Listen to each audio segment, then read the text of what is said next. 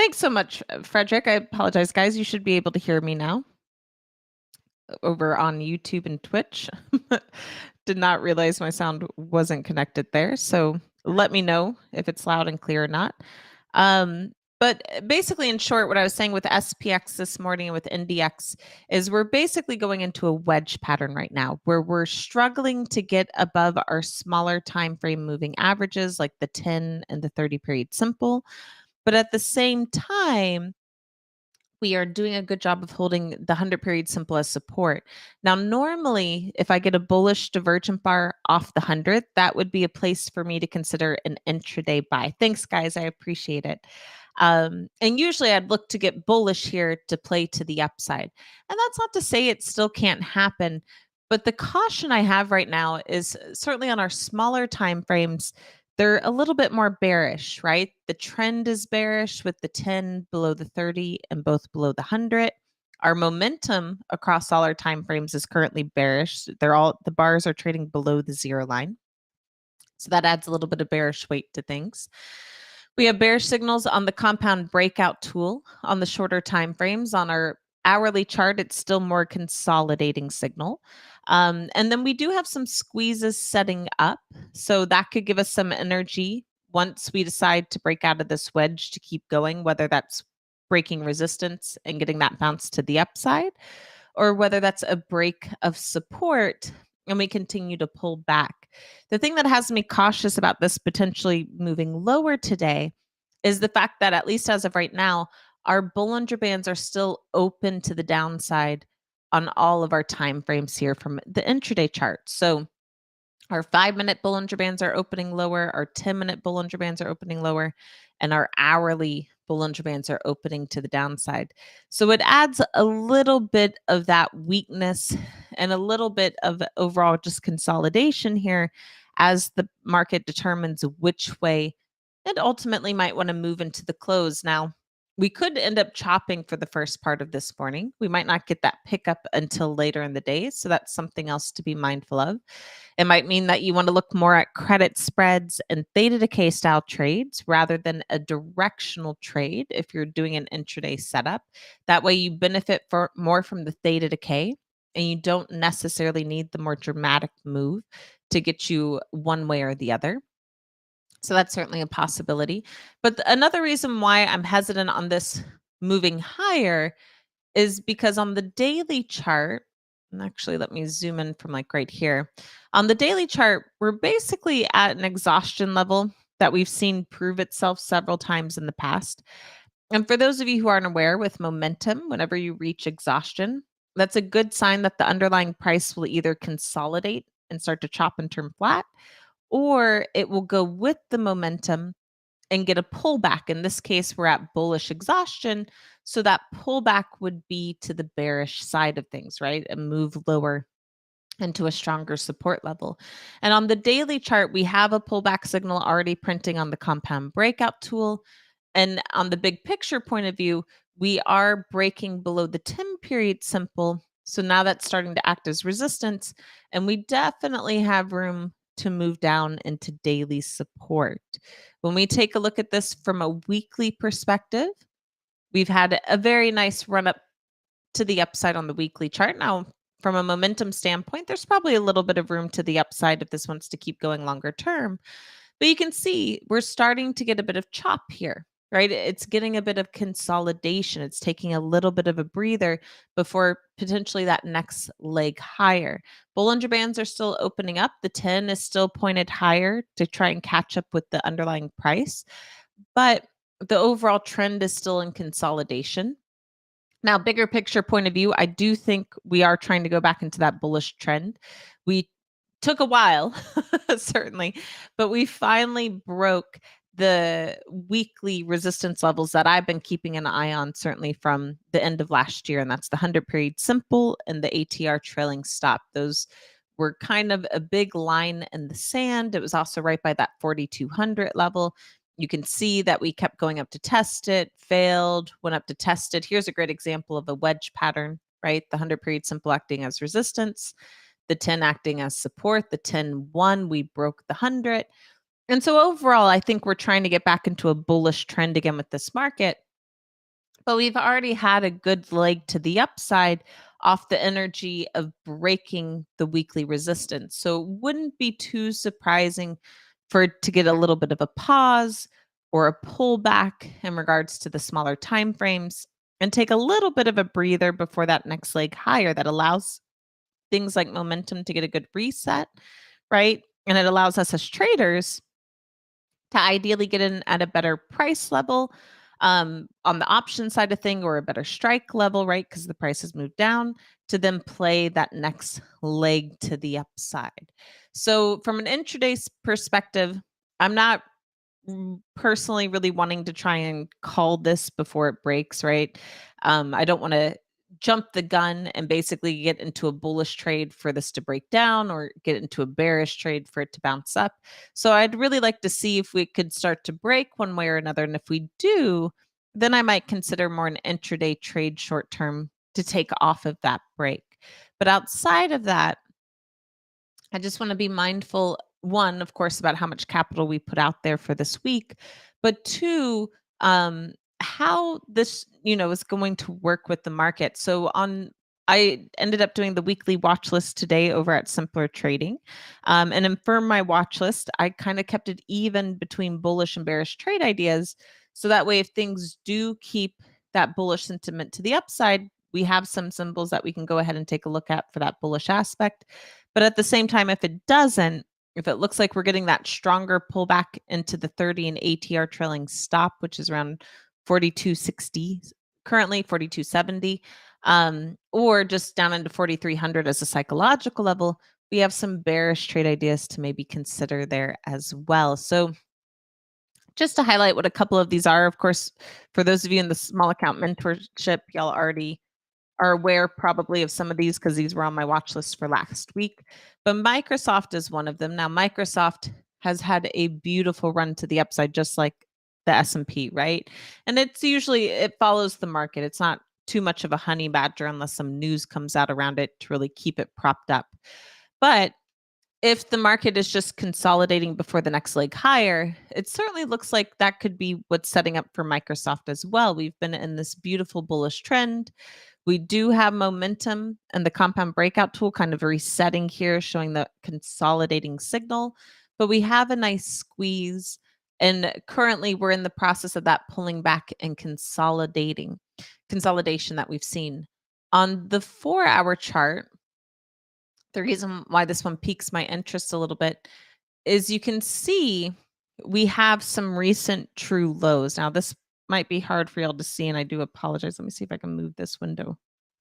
Nope. Okay.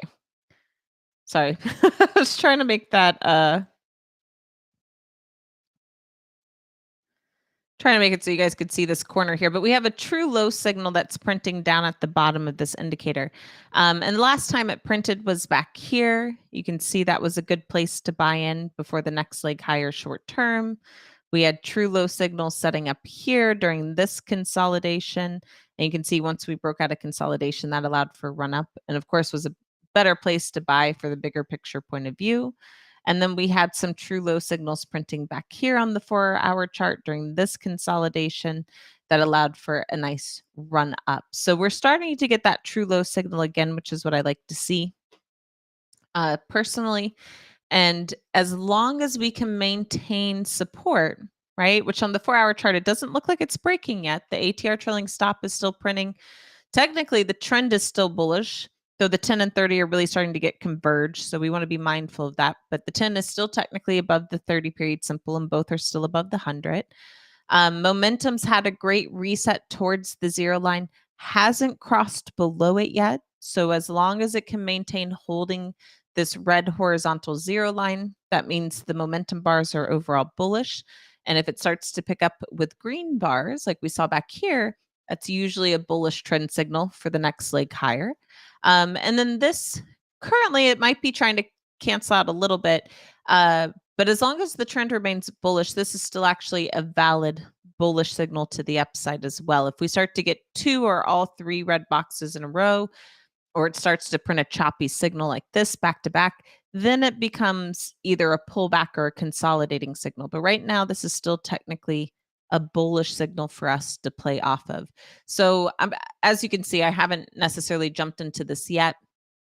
But if we do get a little bit more of a pullback today and it holds support, or we start to bounce back up going into the close today, I might look at either a put credit spread, a put on balance butterfly, once again, something that can benefit from both chop or a bullish run.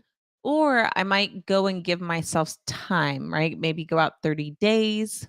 That way I can sit through a bit of the chop that we can sometimes see when these true low signals print, but still try and play the overall bullish run to the upside. Now, like I said, Microsoft does follow the market some.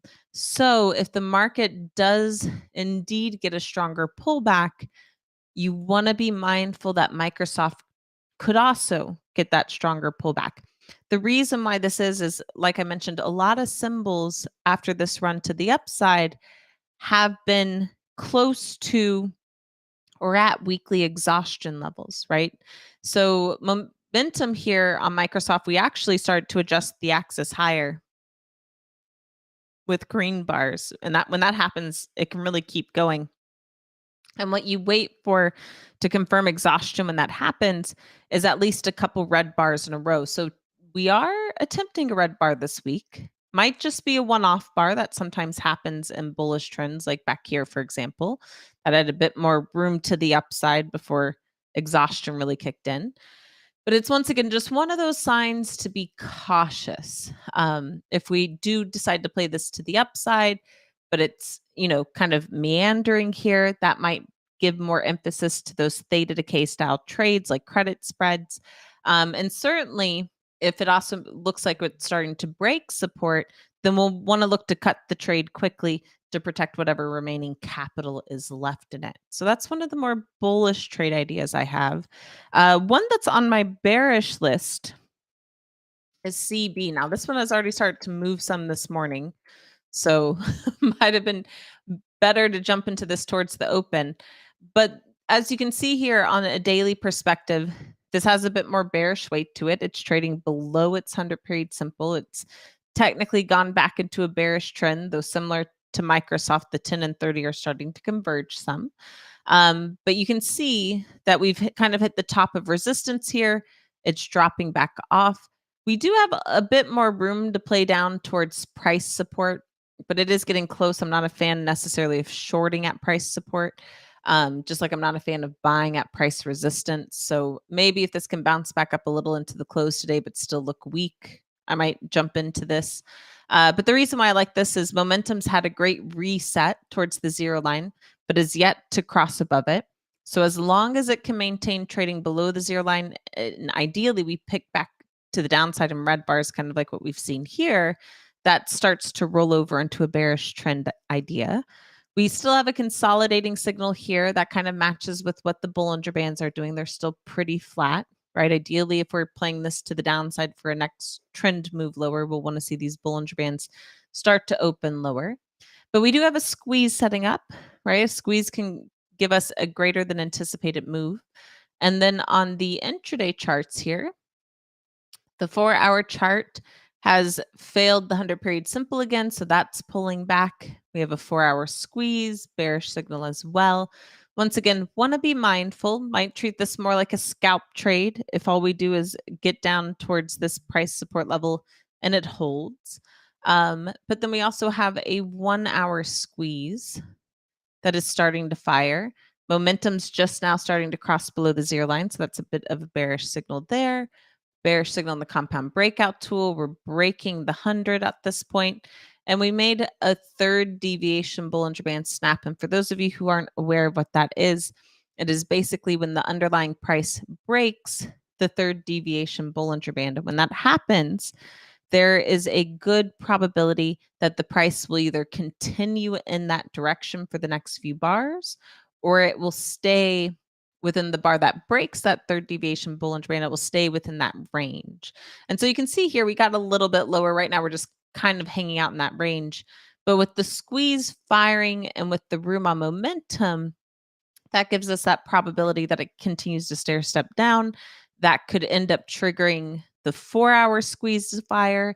And of course, if the 4-hour squeeze starts to fire and trade to the downside, that could help us out with the daily squeeze, right? Usually, if you start to see them fire off the shorter time frames, it can lead into those larger time frames firing off as well and give us some nice profits for a trend move, in this case to the downside. So I am kind of keeping it a little bit more open between bullish and bearish trade ideas.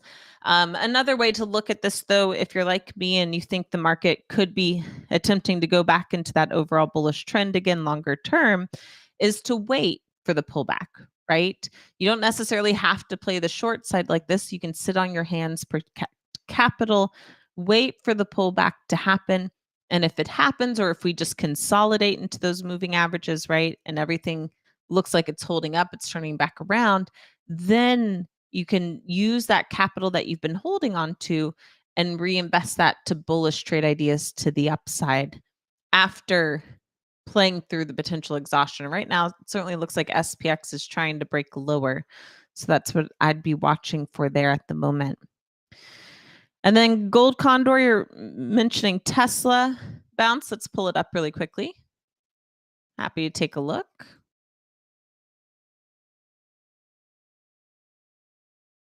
So you might be looking at this from an intraday chart, because certainly from a daily perspective, this is another example of something that's had a really great run to the upside. It finally broke above 200, which has been a big price level for those of you who've been following along with me for a while.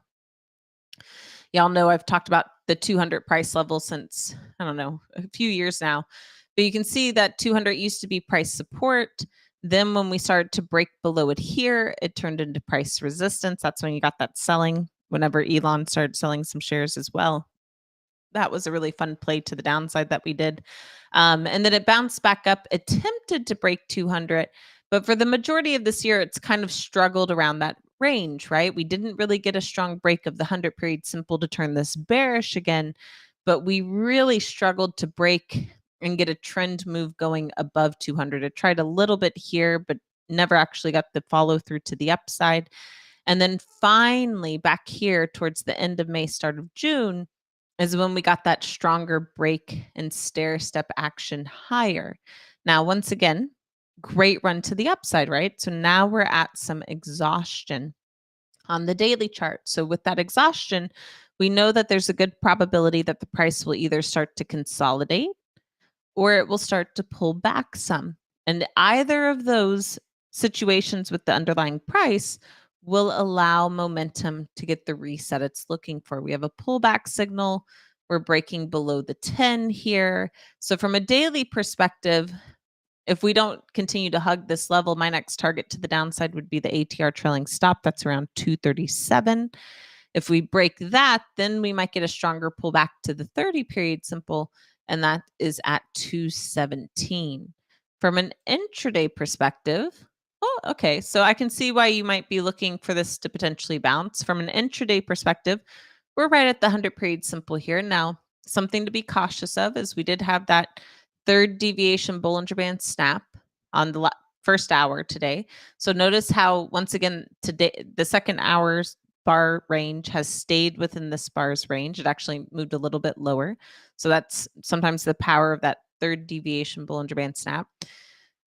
Weakness on momentum, that is below the zero line. And of course, it might be getting close to exhaustion levels.